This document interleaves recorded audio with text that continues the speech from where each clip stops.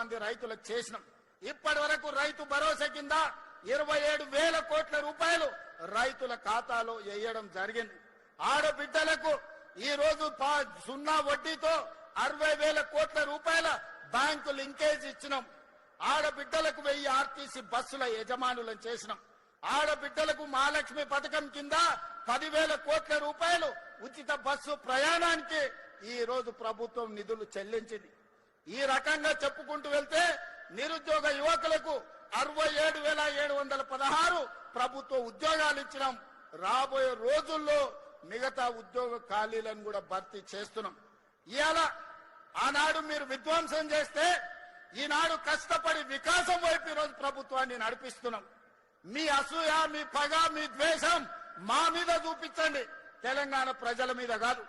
10 ఏళ్లు మీరు ఒక దశాబ్ద కాలం, ఒక శతాబ్దానికి సరిపోయే విధ్వంసం తెలంగాణ రాష్ట్రాన్ని చేసిరు. అందుకే ఇవాళ సరిదిద్దే ప్రయత్నం చేస్తున్నాం. కష్టాలు ఉన్నాయి, నిధుల కొరత ఉంది, 8,11,000 కోట్ల రూపాయల అప్పు ఉంది. అయినా ధైర్యం కోల్పోకుండా వయసు చిన్నదైనా బాధ్యత పెద్దది. తెలంగాణ ప్రజలు నమ్మకం, విశ్వాసంతో ఈ బాధ్యత అప్పచెప్పింది కాబట్టి రోజుకు 18 గంటలు కష్టపడి ఈ సమస్యల్ని పరిష్కరించే ప్రయత్నం చేస్తున్నా. మిత్రులారా, మీరందరూ కూడా నాలాకనే వ్యవసాయ కుటుంబం నుంచి, మధ్య తరగతి నుంచి వచ్చిన వాళ్ళే కదా. సమస్యలు వస్తే పారిపోతామా?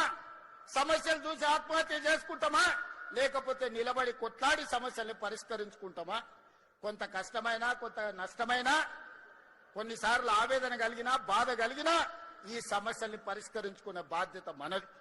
అందుకే ఈనాడు మీ సోదరుడిగా మీరు అండగా నిలబడ్డారు. మీరు ఇచ్చిన ధైర్యంతో ఫామ్ హౌస్ లో వండుకున్న కేడీతోనైనా, ఢిల్లీలో ఉండే మోడీతోనైనా కొట్లాడడానికి ధైర్యంగా ముందు నిలబడతా, ఎవరినైనా మెడలు వంచుతా. కిషన్ రెడ్డి, బండి సంజయ్ గారు తమాషలు చేస్తున్నారు.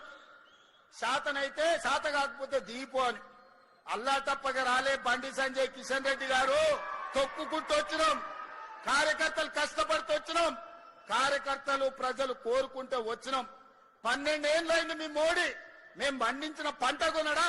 ఫస్ట్ మోడీని గద్దె దిగమను, రాహుల్ గాంధీని ప్రధానమంత్రిని చేసి తెలంగాణలో పండించిన ప్రతి గింజ కేంద్ర ప్రభుత్వంతో నేను కొనిపిస్తా.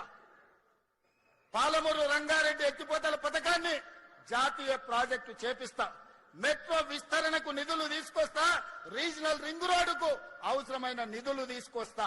అంతర్జాతీయ స్థాయిలో మా తెలంగాణను అభివృద్ధి చేస్తాం. మీకే మాటలు వచ్చనుకుంటున్నాం, మాకు మాటలతో పాటు చేతలు కూడా వచ్చు. కిషన్ రెడ్డి గారు, 15 తారీఖు తర్వాత వడ్ల సేకరణ 75 లక్షల మెట్రిక్ టన్నులు అయిపోతాయి. ఆ తర్వాత నీ సంగతి చెప్తా.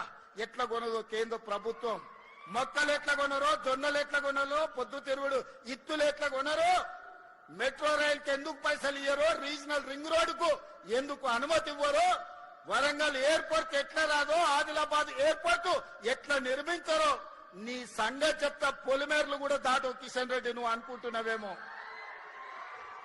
నీ కేంద్రంలో ప్రభుత్వం ఉంది, నరేంద్ర మోడీ గారు ఉన్నారని భయపెట్టాలని చూస్తున్నారు. మర్యాద వరకు మర్యాద, మర్యాద దాట మా సంగతి కూడా చూపిస్తాం. ఎవరికేం భయపడేది లేదు. గుండు అరగుండు ఎవరెవరో ఏమేమో మాట్లాడుతున్నారు, చూస్తూనే ఎట్లెట్లా మాట్లాడుతురో. అందుకే మిత్రులారా, ఈనాడు మనం అభివృద్ధి కార్యక్రమాలను తీసుకొని ముందుకు వెళ్దాం. కేంద్ర రాష్ట్ర ప్రభుత్వాలను సత్సంబంధాలు పెట్టుకుందాం. మన అవసరాలు వారికి విజ్ఞప్తి చేద్దాం. మనకు కావాల్సిన అనుమతులు, నిధులు తీసుకొచ్చుకుందాం. దీనికి మీరు సంపూర్ణంగా అండగా నిలబడాలి. మీరు అండగా నిలబడితే నాకు ధైర్యం ఉంటది. ఆ గుండె ధైర్యంతో కేంద్ర ప్రభుత్వంతో అన్ని రకాల నిధులు సాధిస్తా. ఈ రాష్ట్రాన్ని నిర్మించుకుందాం. రంగారెడ్డి జిల్లా అభివృద్ధి జరిగితే తెలంగాణ రాష్ట్రం అభివృద్ధి జరిగినట్టే. ఇవాళ 60% ఆదాయం ఈ జిల్లా నుంచి వస్తుంది. ఇక్కడ సంపాదించింది రాష్ట్ర నలుమూలల రైతాంగానికి, దళితులకు, గిరిజనులకు, ఆదివాసులకు, బలహీన వర్గాలకు అందరికీ ఈ రోజు సంక్షేమ పథకాలను అమలు చేస్తున్నాం. అందుకే మిత్రులారా, ఇంత ఆలస్యమైన మంచి కార్యక్రమాన్ని ఏర్పాటు చేసి రైతులు వివిధ జిల్లాలలో రైతు వేదికల దగ్గర లక్షలాది మంది రైతులు ఈ రోజు ఇక్కడ ఏం జరుగుతుందో చూస్తున్నారు.